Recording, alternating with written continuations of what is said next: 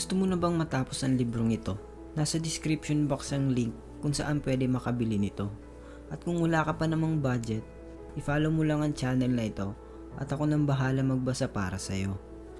Chapter 3 Part 1. Yabang now, pulubi later. Mukhang mapera pero ang totoo butas ang bulsa. Mukhang big time pero ang totoo lubog sa utang. Mamahalin ng mga gamit pero halos wala nang makain. Wow, mali. Mukha lang pero hindi pala. Okay lang mapagkamalang mahirap pero mapera. Kaysa mukhang mapera pero mahirap lang pala. I'm not saying that we shouldn't look good or dressed up nice. But that we should make sure that we can really afford it. We should make sure that we are living within our means and not beyond it. Mahirap magpanggap at lalong mahirap makipagsabayan sa iba kung hindi naman talaga natin carry. Hindi masamang mangarap, pero ang mainggit at makipagkompetensya ay ibang usapan na. Iba ang ipinapakita natin sa totoong kalagayan natin. Minsan kasi, masyado tayong nako-conscious sa sasabihin at tingin ng ibang tao.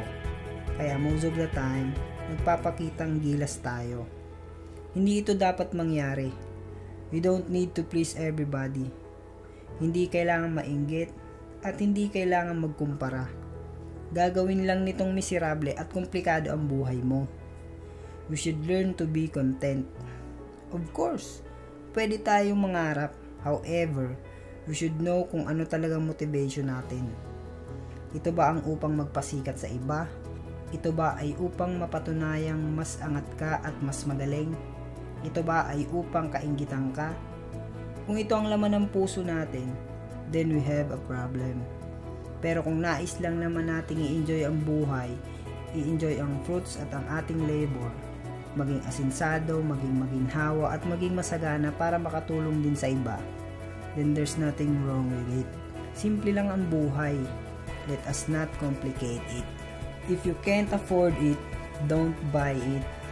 Huwag umutang at huwag magpumilit-bumili kung hindi naman kaya ng bulsa. Live within your means and adjust your lifestyle based on your income and not other way around. Next, be content. Don't compare.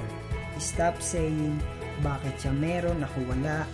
Bakit siya ganon, ako hindi? Mabuti pa siya, sana ako din. Lagi na lang siya, paano naman ako? Let's not pity ourselves.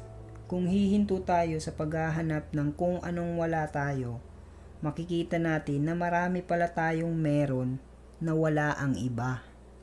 Next, be grateful. Matuto tayong magpasalamat kung anong meron tayo. Let us always find ways to be thankful. It will make difference if we will train ourselves to focus on brighter side rather on the dark side. Think, reflect, apply. How is your spending habit? Are you content with what you have? Are you grateful or do keep on grumbling for more?